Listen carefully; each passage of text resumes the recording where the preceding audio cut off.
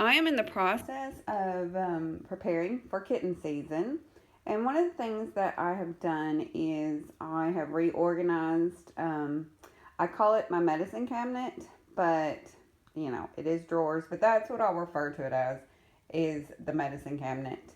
And I thought it would probably be a good idea to film this just for people that are fostering kittens or thinking about fostering kittens, or even just to show how many supplies sometimes goes into it. Now, everything that I'm going to show, you don't have to have to foster kittens. And also remember, these are just the medical supplies. These aren't the toys or the blankets or the food or anything like that. This is just what I would consider medical. And like I said, you don't have to have all this. I will try to highlight what I think that you should have, everyone should have, but a lot of this stuff is more of an advanced uh, medicine or whatever that you don't necessarily have to foster. And the first thing is my basket of hand towels, rags, muslin cloths. I will say those are amazing. I love those. Then, of course, wipes. I just get baby wipes, either sensitive or unscented. And gloves. Everyone should have gloves if you foster. Gloves are very important. And then these are cotton pads. They have a million uses. What I use them the most for is to saturate with saline solution and wipe little noses. And then this actually doesn't go in the medicine cabinet. This I keep on my kitchen counter. And it's just stuff that I'm either using every day at the moment, or stuff that I use a lot. And this part is Hope's medicine. I'm not going to go through that. And then there's Albon and Pyrantel, which Pyrantel is a dewormer, Albon's for coccidia. There is B12 and NutriCal. Everyone that fosters kittens should, in my opinion, have NutriCal. It is wonderful. You can mix it with different things and make it into a liquid to give to them, but it's great for micronutrients. And then, of course, a pill popper to give pills. There's a couple of syringes to give medications, but this stays normally on my kitchen counter. And then this is everything in here, in my opinion, you should have if you foster in this drawer. These are cap stars, which are flea pills that immediately get rid of fleas. This is a multi-wormer. It kills roundworms, tapeworms, whipworms, a couple different kind of things. But this, they should get these two products immediately upon coming in. Make sure they haven't had it already, but that's what that's for. These are antibiotic eye cream for if they have goopy, yucky eyes. This is just a different type of eye cream. This is ivermectin, which is for ear mites. You don't necessarily have to have that, especially if you use like a topical. But I like to just have this because it's just for ear mites. So if they don't have any other things wrong with them, I'm not giving them a bunch of different medications. I'm just doing for the ear mites. And then there's another pill popper. And there is a Revolution Plus and a Centrigard, which is a topical. I love these. I wish I had a million of these. This is a topical dewormer. So especially for like my feral kittens, I really, really like this. It gets rid of roundworms and tapeworms topically. And then in this drawer are just a bunch of different size syringes. Some I use for giving medication, some I use for giving sub-Q fluids. If you're just a regular foster, normally you just need 1 ml and 3 or 5 ml syringes. If you give, things like sub-Q fluids, you'll need bigger ones, 10, 20, 50 milliliter syringes. And then these are just needles for the fluids and any injectable medications that I give. Now, I have actually big boxes of these, but I like to keep a selection in a drawer because it's just easier for me to get to, and then store the boxes on the shelves. And then in here, we have cotton swabs. Everyone that fosters, in my opinion, should have cotton swabs. They help with many things, ears, noses. I actually like them to get in between little paw toes if they get some stuff in there. It cleans the little paw toes out really well. And then there is Bannex, which is excellent for ringworm or hot spots. I spray it on a Q-tip or a cotton pad and apply it to the kitten, but you can spray it directly on there. That's just my preference. And then there is antibacterial wound spray and I believe some digestive enzymes and some lysine. And this is what I use for the saline for the nose, the pads. I saturate these pads with this spray and I wipe their little baby noses with it. I love this stuff. And then this is eye rinse for cats. It's almost empty. And then back here, we just have a mixture of different medications. There's antibiotics. You won't necessarily have these if you just regular foster. But there's antibiotics. There's interfungal for ringworm. There is some steroids and things like that.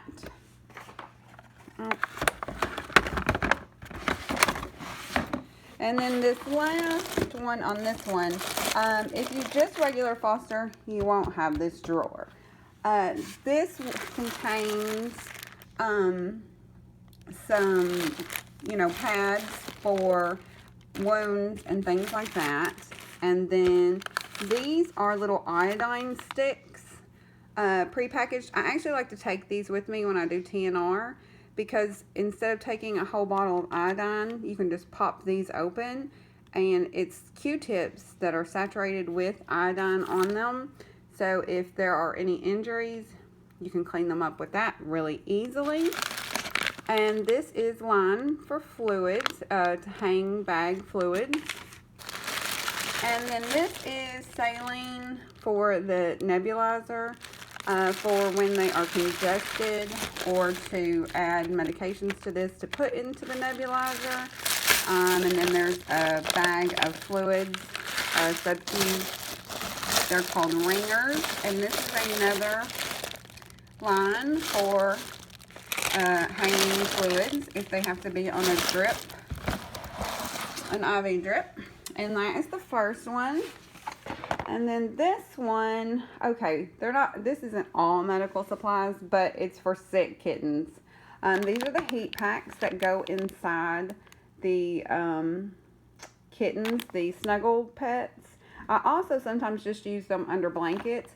I like these because they last at least 18 hours. I know they say 24, but I would say 18. You can use hot hands, which I do. I have a lot of hot hands, and I use those more than these because they're less expensive, but they don't last as long, so you have to make sure you're checking them. And then some paper tape. The paper tape is normally when I'm giving fluids, it's just to hold everything down. And then these are actually lids to food. And then some toothbrushes. Everyone I think that fosters kittens should have toothbrushes. Just the soft kind. You can use those to stimulate the kitten's grooming instincts. It also kind of helps calm them down and make them feel better. But it just grooms them, and a lot of times they'll purr like crazy when you're doing it. And then these are the heartbeats. I don't know if you'll be able to, can you hear? And you put those in the snuggle kitty or under a blanket, when you have babies especially. And this is a purr machine. It purrs. I'm not going to turn it on. It's really loud. You do have to wrap that in a blanket because it's very loud. But it just makes them, you know, calmer, especially if they don't feel good. And then this is nose suckers for when they have cold. There's some eye clean. There's some more lysine and some probiotics. This stuff I love. I think everyone that fosters should have this. It is ear cleaner. It smells really good and it soothes them. You can tell because if their ears are red and you put this in it a little bit later, they'll go back to normal. But I use this anytime they're scratching their ears a lot, even if they don't have like ear mites and stuff. I do still use this to clean their ears. And then once you've treated them for ear mites, sometimes if they have them bad enough, the ear mite, all the gunk and stuff will start to just leak out. It's like after the ear mites die, all that stuff just kind of leaks out of their ear. And so you really need to clean it. And this loosens it up really well. And then that is pill hider. It's like a paste you put on a pill so they'll eat it. And then this is support for their immune system. And I think that's some more lysine. And I do think that most fosters should have lysine, and a couple times a week sprinkle it into their food or their water because it does boost their immune system and help them not get upper respiratory infections especially. Upper respiratory infections are a foster's nightmare. So I do recommend having lysine of some sort, either powder, it comes in paste form. There's different kinds, whatever works best for you. And as you can see, I have a collection of NutriCal, which I love. I covet this stuff. I really do. It's very versatile and it works really well. And in this box are some tubes for if you have to tube feed. Depending on your level of fostering, you may or may not need those. If you have a baby that's being bottle fed that won't drink out of the bottle or has an upper respiratory and can't, then you have to tube feed them. And so this has my tubes in it. And this is some waterless shampoo that, it's sometimes easier, especially if it's just their behind or like their tail or their paws. I really recommend having at least one waterless shampoo. It doesn't matter what kind you have. See, I have two. And this is for fleas and ticks. And I used this one several times recently on a sick cat who I didn't feel like could take the stress of a bath, but had flea dirt. Now, I'd gotten rid of the fleas, but I felt this worked better to get that nasty flea dirt off. And this is another thing that I think everyone should have. This is the antimicrobial eye wash. This same company also makes an eye gel. I'm out of it, but I will get some more. Because these two things, the eye wash and the eye gel, are almost as good as the antibiotics. The antibiotic gel that I showed you in the first drawer. So if you are fostering, I do recommend having at least the eye gel. Because it, like I said, it works really well to not only moisten their eyes and to loosen up all that gunk, but it does give it a coating. And I do really think it has some antimicrobial properties because, like I said, it works almost as well as the actual antibiotic. And then this is butt paste. I have two. They're both open because I use one's a squeeze and one's a jar. I do think you should have something like this. You can also use Aquaphor, but when you have kittens that have diarrhea, their bottoms get really red and raw, and it's just better to put something on it. I will say the butt paste can sometimes be difficult to apply, so you might want to start with Aquaphor. I think the butt paste works better than the Aquaphor, but this is difficult to apply because it's very thick, and you don't want to put a thick layer on because they're going to lick it off. So you do have to kind of work with this, but I love it. I think it works the best of anything I've tried. And then finally, we have the nebulizer, which I do think, I mean, I go back and forth on this, but it's not expensive and it's easy to use. So I do think that if you foster, this would be a good thing to have. It is a nebulizer, and it is for when they're congested, especially if they're chest congested. You can put them in a carrier or in a box. There's plenty of YouTube videos about it. You can put medicine in the cup, or you can just put saline solution in a cup. Like the little saline thing I showed you, or these little vials of saline solution. You don't even have to put like medicine from the vet in there. You can just use a saline solution, and it mists, so they just breathe it in and it helps. You can do that several times a day, and it really, really, really helps. And then these are pet ear wipes. 100% recommend these. I love these. I'm shocked every time I see them because I remember how much I love them. I use them all the time. Like I was saying with the ear mites, and they smell really good too, just like the ear wash. Like I was saying with the ear mites, you know, they'll come out and they'll just like leak out of the ear. And these they're really weird. They're almost made, it seems like, of linen. They're very thin, but strong, and they wipe really, really well. I love these wipes. And then in this bag is just some extra parts for the nebulizer. So that is it, or that's all I have. I'm sure there's a million other things because sick kittens especially need a lot of supplies. But this is what I have, and I've been organizing it, so I thought I would just share what little I know about sick kittens. Also, I am going to put a list of the products that I do recommend for fostering. I will put the list and some links of the items below in the description, maybe in the comment section. It depends. And like I said, I'm not going to put everything, but I will put my favorites and things that I think a regular foster carer should have. Thank you. What? What? Are you upset that I film without you? Right after I turned the camera off for filming this, she came running up and hollered at me. But I am putting, see, she needs ear wipes herself. I am putting a little bonus clip of her yesterday in the sunlight laying on the bed because it was very cute. Look at this little stinker. Are you a little stinker? She's not supposed to be on the bed, but I've been cleaning and I left the door open. And I couldn't find her. I'll just stay there.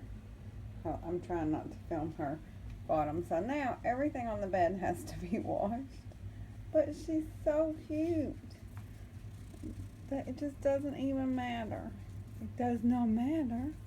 Look how big she's getting. It's really hard to tell from the videos, but she's over 4 pounds and she's so big. I know.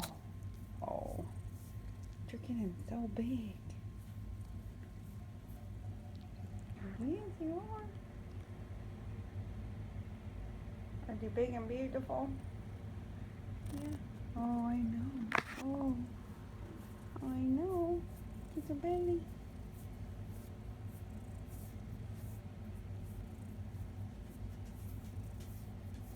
That's a little belly, and she's so soft. Yes. That's the best for her.